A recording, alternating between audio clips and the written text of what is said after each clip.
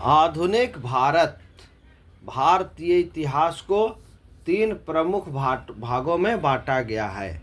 Number 1 प्राचीन Bharat, number 2 मध्यकालीन भारत और नंबर 3 आधुनिक भारत। प्राचीन भारत में मुख्य रूप से प्राचीन भारतीय इतिहास में सिंधु घाटी सभ्यता, मौर्य साम्राज्य, गुप्त काल ये सब आते हैं। मध्यकालीन भारत में दिल्ली सल्तनत और मुगल काल, और इसके बाद आधुनिक भारत। आधुनिक भारत में भारतीय स्वतंत्रता आंदोलन आता है। आज हम आधुनिक भारत के बारे में बताने जा रहे हैं। आधुनिक भारत में बहुत सारे ऐसे टॉपिक हैं जो परीक्षा के दृष्टिकोण से अत्यंत ही महत्वपूर्ण है, और आधुनिक भारत से सभी प्रतियोगिता परीक्षाओं में बहुत सारे प्रश्न पूछे जाते हैं। वीडियो को पूरा देखें, चैनल को लाइक करें, शेयर करें और सब्सक्राइब करें। तो आधुनिक भारत में महत्वपूर्ण टॉपिक है बक्सर का युद्ध 1764 ईस्वी में मुगल बादशाह शाह आलम द्वितीय, शुजाउद्दौला अवध का नवाब और मीर कासिम की संयुक्त सेना और अंग्रेज़ों के मध्य हुआ था। बक्सर का युद्ध जो 1764 ईस्वी में हुआ था, उसमें मुख्य रूप से मुगल बादशाह शाह आलम द्वितीय और अवध के नवाब शुजाउद्दौला और मीर कासिम, ये तीनों की एक संयुक्त सेना और अंग्रेज़ों के मध्य यह युद्ध हुआ था। 1764 ईस्वी में बक्सर का युद्ध। नेक्स्ट टॉपिक है प्लासी का युद्ध। 23 जून 1757 ईस्वी में बंगाल के नवाब सिराजुद्दौला और अंग्रेज़ों के मध्य हुआ था। इस युद्ध में मीर जाफ़र के धोखे की वजह से सिराजुद्दौला पराजित हुआ था। 1757 के प्लासी के युद्ध के बाद ईस्ट इंडिया कंपनी को बंगाल में ब्रिटिश साम्राज्य की नींव डालने का अवसर प्राप्त हुआ। 1600 ईस्वी में ईस्ट इंडिया कंपनी ने इंग्लैंड की महारानी एलिजाबेथ प्रथम से एक चार्टर प्राप्त किया। सन 1600 ईस्वी में ईस्ट इंडिया कंपनी ने इंग्लैंड की महारानी एलिजाबेथ प्रथम से एक चार्टर प्राप्त किया, जिससे इसे पूरब के साथ व्यापार करने का एकाधिकार मिल गया। नेक्स्ट टॉपिक है बंगाल के गवर्नर। तो बंगाल के गवर्नर में सबसे पहला नाम आता है रॉबर्ट क्लाइव। इसने बंगाल में द्वैध शासन की व्यवस्था की, जिसके तहत राजस्व वसूलने, सैनिक संरक्षण तथा विदेशी मामले कंपनी के अधीन थे, जबकि शासन चलाने की जिम्मेदारी नवाब के हाथों में थी। इसमें इम्पोर्टेंट नोट है, बंगाल का अंतिम गवर्नर वारेन हेस्टिंग्स था। अब है कंपनी के अधीन गवर्नर जनरल। रेगुलेटिंग एक्ट 1773 ईस्वी के अनुसार बंगाल के गवर्नर को अब अंग्रेजी क्षेत्रों का गवर्नर जनरल कहा जाने लगा। इस प्रकार भारत में कंपनी के अधीन बंगाल का प्रथम गवर्नर जनरल वारेन हेस्टिंग्स हुआ। अब है नेक्स्ट टॉपिक में वारेन हेस्टिंग्स। वारेन हेस्टिंग्स 1772 ईस्वी से 1785 ईस्वी तक। वारेन हेस्टिंग्स ने 1781 ईस्वी में कलकत्ता में मुस्लिम शिक्षा विकास के लिए प्रथम मदरसा स्थापित किया। यहाँ पर जितने भी टॉपिक बताए जा रहे हैं सभी परीक्षा के लिए अत्यंत महत्वपूर्ण है। इसे लिख करके याद कर लें, ये सभी टॉपिक आपके लिए बहुत उपयोगी है।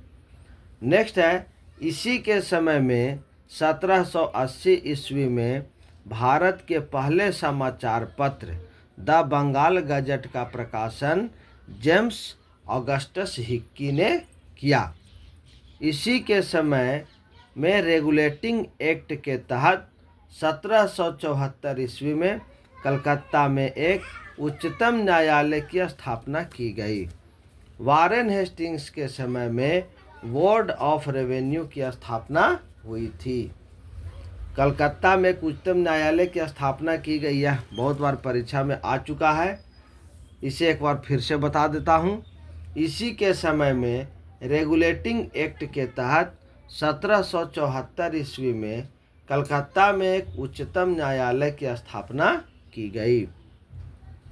वारेन हेस्टिंग्स के समय में बोर्ड ऑफ रेवेन्यू की स्थापना हुई।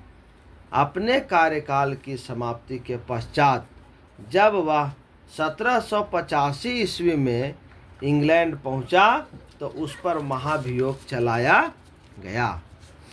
ये सभी टॉपिक परीक्षा के दृष्टिकोण से अत्यंत महत्वपूर्ण हैं।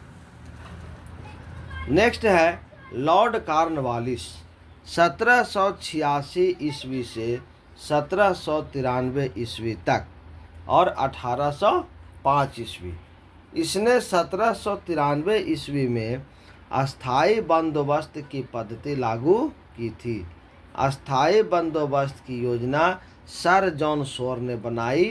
कॉर्नवालिस को भारत में नागरिक सेवा का जनक माना जाता है। नेक्स्ट है सर जॉन शोर। 1793 ईस्वी से 1798 ईस्वी तक इसने अहस्तक्षेप की नीति अपनाई। नेक्स्ट है लॉर्ड वेलेस्ली। 1798 ईस्वी से 1805 ईस्वी तक लॉर्ड वेलेस्ली ने सहायक संधि की पद्धति शुरू की, परंतु फ्रांसीसी गवर्नर डुप्ले ने सहायक संधि का प्रयोग लॉर्ड वेलेस्ली से पहले किया था। लॉर्ड वेलेस्ली स्वयं को बंगाल का शेर कहता था। इसी ने 1800 ईस्वी में फोर्ट विलियम कॉलेज की कलकत्ता में स्थापना की थी। नेक्स्ट है लॉर्ड मिंटो प्रथम।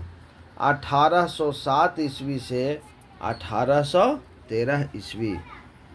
इसके काल में महाराणा रंजीत सिंह और अंग्रेज़ों के बीच 1809 ईस्वी में अमृतसर की संधि हुई। 1813 ईस्वी में चार्टर एक्ट पारित हुआ। ये जितने भी बंगाल के गवर्नर जनरल हैं उनके समय में जो भी महत्वपूर्ण बातें हैं उन सभी टॉपिक को बताया जा रहा है। नेक्स्ट है लॉर्ड हेस्टिंग्स। 1813 ईस्वी से 1823 ईस्वी। लॉर्ड हेस्टिंग्स के समय में पिंडारियों का दमन किया गया। नेक्स्ट है लॉर्ड विलियम बेटिंग। 1828 ईस्वी से 1835 ईस्वी। यह भारत का प्रथम गवर्नर जनरल था। राजा राम मोहन राय के सहयोग से लॉर्ड विलियम बेंटिंग ने 1829 ईस्वी में सती प्रथा को समाप्त कर दिया। बेंटिंग ने शिशु बालिका की हत्या पर भी रोक लगा दी।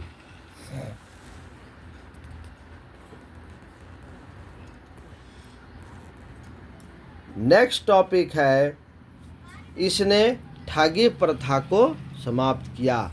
इसमें कर्नल स्लीमैन ने भी सहयोग किया। भारत में अंग्रेजी शिक्षा की शुरुआत मैकाले ने लॉर्ड विलियम बेंटिंग के समय में की। नेक्स्ट गवर्नर जनरल हैं चार्ल्स मेटकॉफ। 1835 ईस्वी से 1836 ईस्वी। इसे भारतीय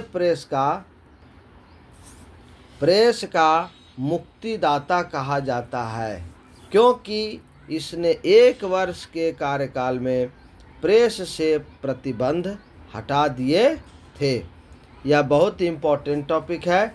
चार्ल्स मेटकॉफ 1835 ईस्वी से 1836 ईस्वी तक।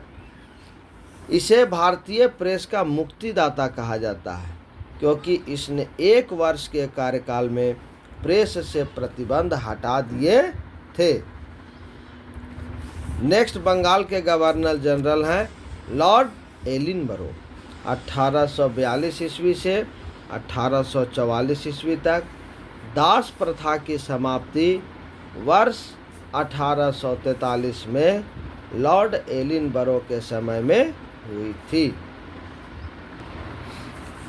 रविवार के अवकाश की शुरुआत 1843 ईस्वी में लॉर्ड एलिनबरो के समय में हुई। यह भी इम्पोर्टेंट टॉपिक है, इससे भी कई बार परीक्षा में प्रश्न पूछे गए हैं। रविवार के अवकाश की शुरुआत 1843 ईस्वी में प्रारंभ हुई थी और उस समय बंगाल के गवर्नर जनरल लॉर्ड एलिनबरो के समय में रविवार के अवकाश की शुरुआत हुई थी। लॉर्ड हार्डिंग का कार्यकाल था 1844 ईस्वी से 1848 ईस्वी। नरबलि प्रथा पर प्रतिबंध लॉर्ड हार्डिंग ने लगाया। नेक्स्ट है लॉर्ड डलहौजी। 1848 ईस्वी से 1856 ईस्वी तक। इसके समय में जो महत्वपूर्ण घटनाएं हैं वो है कोहिनूर हीरा महारानी विक्टोरिया को भेज दिया गया। डलहौजी को भारत में रेलवे का जनक माना जाता है। इसी के समय में भारत में पहली बार 16 अप्रैल 1853 ईस्वी में मुंबई से ठाणे के बीच 34 किलोमीटर प्रथम रेल चलाई गई। इसने शिमला को ग्रीष्मकालीन राजधानी बनाया। इसी के समय में 1853 ईस्वी में कलकत्ता से आगरा के बीच तार सेवा शुरू हुई। 1854 ईस्वी में पहली बार डाक टिकट का चलन भी इसी के समय में हुआ। डलहौजी के शासनकाल को व्यपगत सिद्धांत डॉक्ट्राइन ऑफ लैप्स के कारण अधिक याद किया जाता है। इस नीति को राज्य हड़प नीति भी कहते थे। इस नीति के अंतर्गत सबसे पहले सतारा को अंग्रेजी साम्राज्य में मिलाया गया। इसके कार्यकाल में 1854 ईस्वी में नया पोस्ट ऑफिस एक्ट पारित हुआ तथा भारत में पहली बार डाक टिकट की शुरुआत हुई। इसने शिक्षा में सुधार के लिए 1854 ईस्वी में वुड डिस्पैच लागू किया। इस वीडियो में जितने भी टॉपिक बताए गए हैं ये सभी टॉपिक प्रतियोगिता परीक्षा के लिए अत्यंत महत्वपूर्ण है। ये सारे टॉपिक अच्छे प्रकार से याद होने चाहिए, तभी आपका परीक्षा में आधुनिक भारत और भारतीय इतिहास से संबंधित प्रश्न को आसानी से हल कर सकते हैं। वीडियो को पूरा देखें, चैनल को अधिक से अधिक लाइक करें, शेयर करें, सब्सक्राइब करें, हमारे चैनल के साथ जुड़ें। आपके तैयारी को बेहतर करने का प्रयास किया जाएगा। नेक्स्ट टॉपिक है लॉर्ड कैनिंग। 1856 ईस्वी से 1862 ईस्वी तक भारत का प्रथम वायसराय लॉर्ड कैनिंग था। पहले जो बंगाल के गवर्नर होते थे उन्हें अब भारत का वायसराय कहा जाने लगा। लॉर्ड कैनिंग का कार्यकाल 1856 ईस्वी से 1862 ईस्वी तक था। भारत का प्रथम वायसराय लॉर्ड कैनिंग था।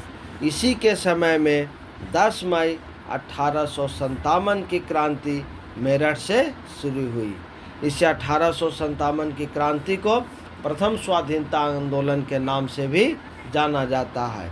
यह भारतीय इतिहास का भारतीय स्वतंत्र भारत के आज़ादी प्राप्त करने के लिए जो स्वतंत्रता संघर्ष प्रारंभ हुआ उसमें 1857 की क्रांति का महत्वपूर्ण योगदान है।